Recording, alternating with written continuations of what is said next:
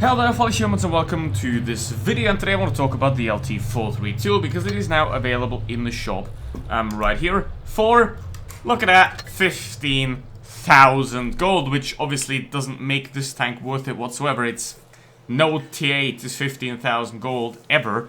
You do get 3 mystery boxes, you do get fully equipped and all that. You don't even get any XP certificates or any premium time or anything like that, so the bundle is quite shit. So if you want this tank, I would wait for it to be sold again the next time. However, if the bundle might be shit, that doesn't really matter, that the tank has to be shit, right? So let's take a look at that thing as well.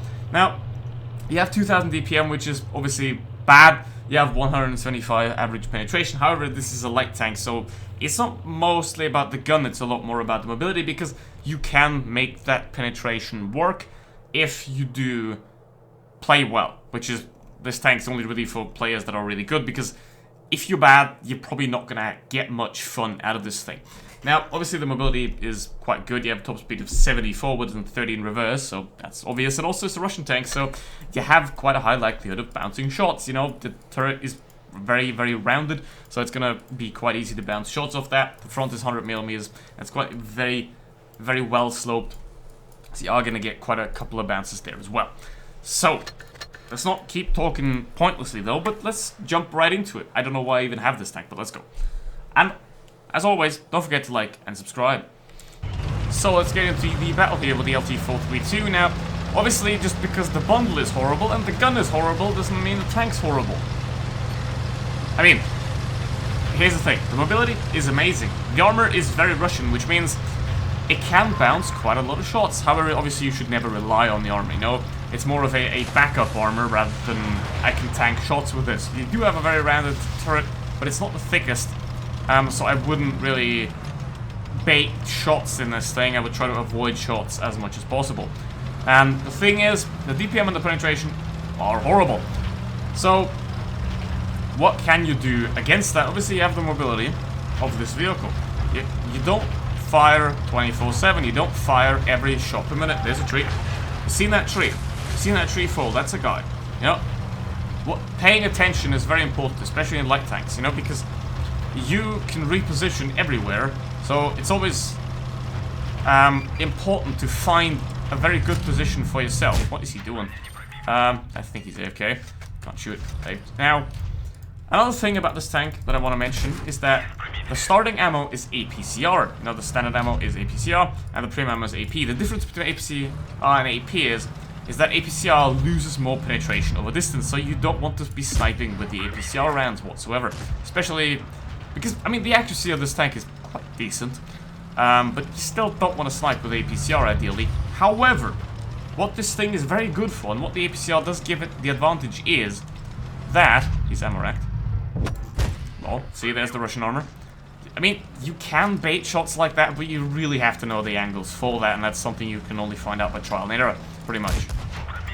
And try to provoke an auto bounce or something like that. Now, the APCR does fly a lot faster, which means it is a lot easier to hit light tanks or other tanks while you are on the move, which is quite a nice bonus. Now, obviously, with the AP rounds, they only have 235mm of penetration, and they're peak.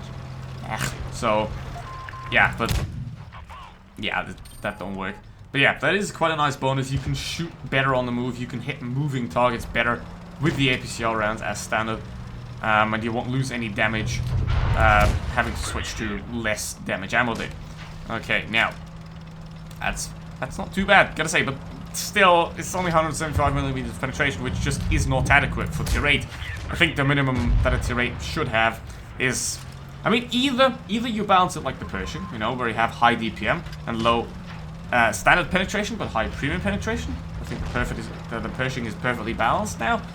Or you actually give it decent penetration as well. Now, I do understand this is a light tank and it's not supposed to have a great gun, but if you have 2 massive downs like that, it just doesn't really do that well, especially when it also doesn't have much gun depression, which does limit it in the positions it can play quite a bit as well.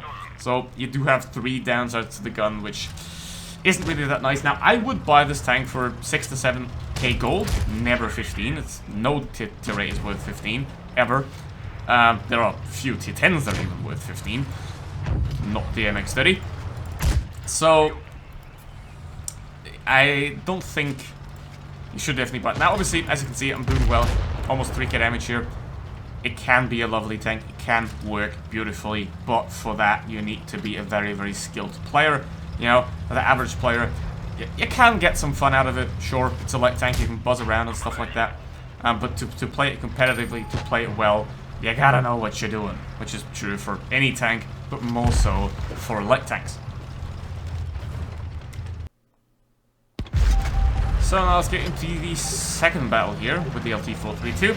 Now, you know, I'm not a big fan of just making every video, this is shit, this is shit, this is shit. But the problem is obviously when there are very few good bundles, then most of the others are just not worth buying, and that's the same case here. Now, it is not a bad tank by any means, it's just 15,000 gold is complete, absolute, gotta say, scam.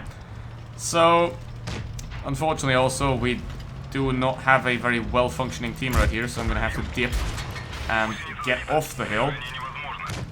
Hill control is very important, especially on this map, and on that side as well. So let's see what we can do from here. Now, this thing needs space. It's a free-range tank. So if you don't give it that space, you are going to fall down to the downsides of the gun. That's pretty much how this works. You need space, it needs a long range to develop a sufficient game, and when you don't have that, it's simply going to fall down to the lack of penetration and DPM. So, I mean, 2100 DPM isn't the worst, it's just not good. Especially with stuff like the Pershing around, especially with a lot of heavy tanks having 2300 DPM at the rate these days. So, that doesn't really add up very well then. So, but yeah, it needs a lot of space, it needs a skilled driver, and then this thing can certainly excel at the game. The two downsides, the two main downsides that it has at the moment is the very poor gun, and also the existence of the T-54 lightweight, which is the same thing, just for free. So, yeah. Okay, hello there, tank destroyers. And this is what I mean with space. You know, you want to move around, you want to find your targets, you want to ideally also spot some people here and there. See, I opened up the ball 6, 700 resistance damage right there, which is also a very nice thing to have. T69 is going to come for me, which is obviously not great, but I'm going to have to make something work here. I have to get rid of that guy, and then, yep, there we go, Russian armor, perfect. Yeah. Okay, he's dead, and now we're going to have to play a game with a T69 here. It's going to be fun. Oh. But yeah, I mean, at least the VK is alive. He has 2 shots loaded currently, I think. And he bounced one. That's the Russian armor right there. Yep, it's not a bad tank, it's just not worth it. So, let's take a shot there. Awareness. Like I said in the first game, all you gotta do is look around. 1.8k assistance, very nice as well. Right there. So yeah, it can work very nicely. However, it's overpriced. And it does require a significant amount of skill to make it work, and a T4 lightweight exists. And with all those things, if you are a light tank player, if you enjoy light tanks, then I can recommend this tank to you if it were in the shop for around 7,000, 6,000 gold. However, it is not, so that is a hard pass on my side. So, thank you very much for watching, see you for the next one, goodbye.